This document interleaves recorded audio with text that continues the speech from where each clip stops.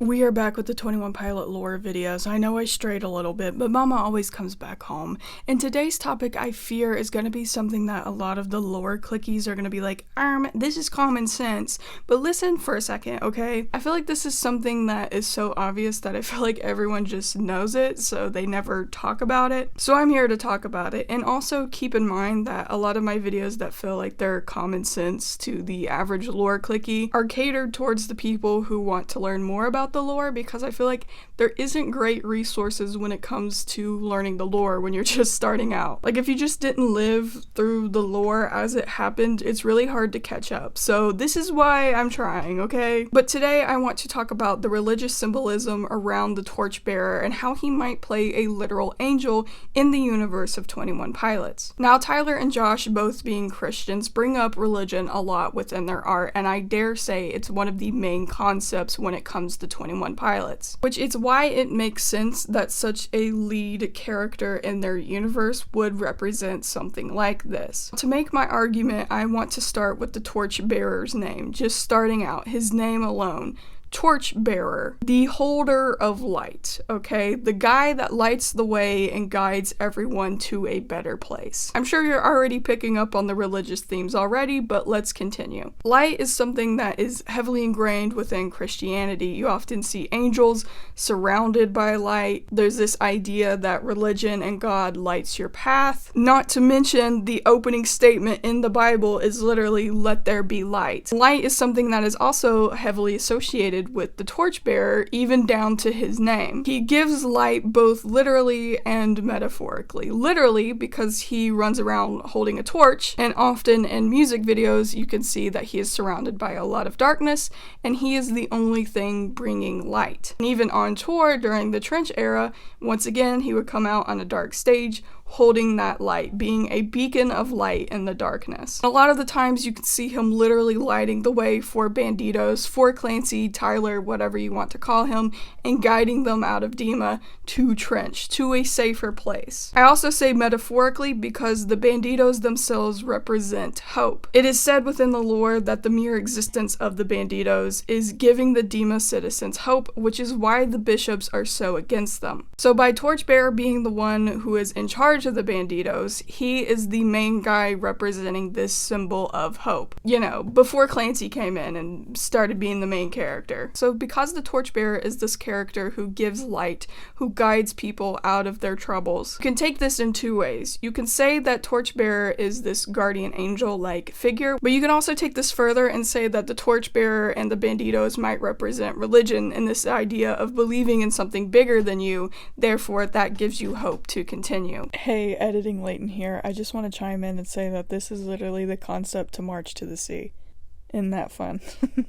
Anyways, that's all I had to say. Back to the actual video. I also want to talk about the Torchbearer story in regards to Clancy, because this is where we absolutely see guardian angel themes. Now, before the navigating music video, we kind of just assumed that the Torchbearer was a literal physical guy, and sometimes he is, but we'll get to that. But his role in the story is always the same, to be there for Tyler, to be the person that saves him, that takes him out of Dima, and is always there supporting him, always.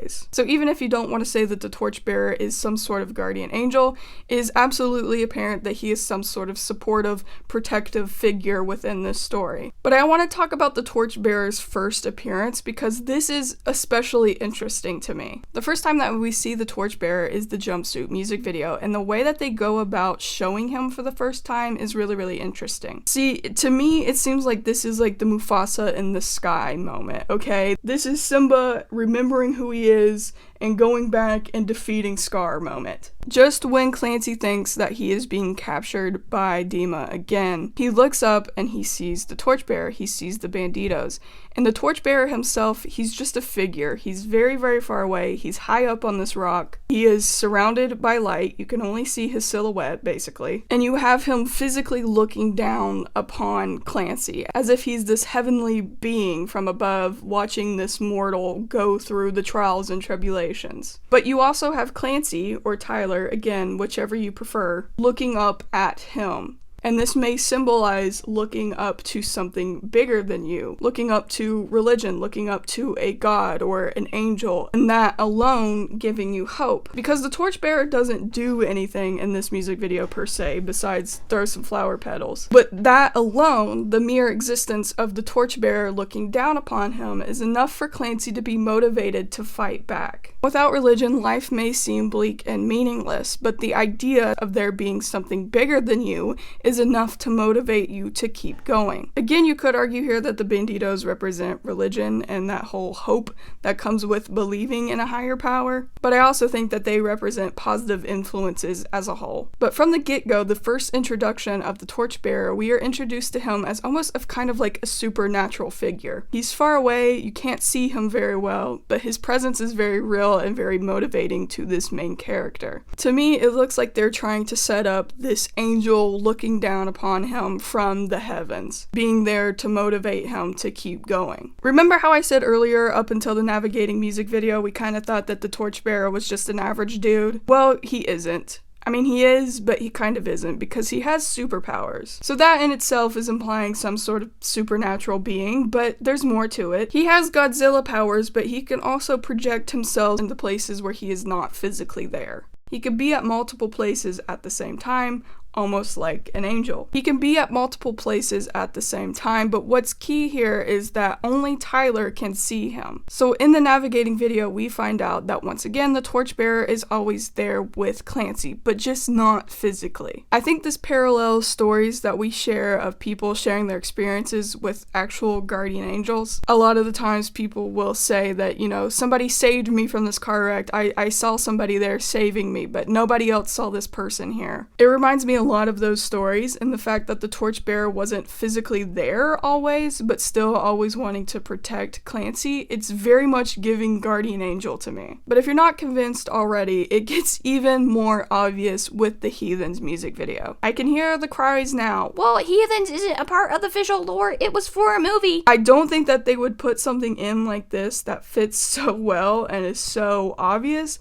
without it meaning anything. If you think that Tyler and Josh are not going to try to stuff lore any way they possibly can, you would be gravely mistaken. You can't even post a Christmas song without stuffing lore into it. So shut up, okay? Let me have this. In the Heathens music video, you can see Josh playing a similar sort of role as he does with the Torchbearer. You can see him literally in a spotlight, always well lit, and he's guiding Tyler out of this prison. I think the lighting alone in this music video is interesting because they always make it a point to make Josh well lit, as if he is this sort of angelic figure. And as guardian angels do, he is there trying to save Tyler, to try to get him out of this situation. But here is the real kicker, okay? On Josh's arm in this music video is a lot of fake tattoos, but one of them is actually an angelic symbol. I don't know how to make it more obvious to you at this point. They're quite literally putting it on him, on his arm, that he is an angelic being. And considering at the very end of the music video where Tyler is ultimately caught,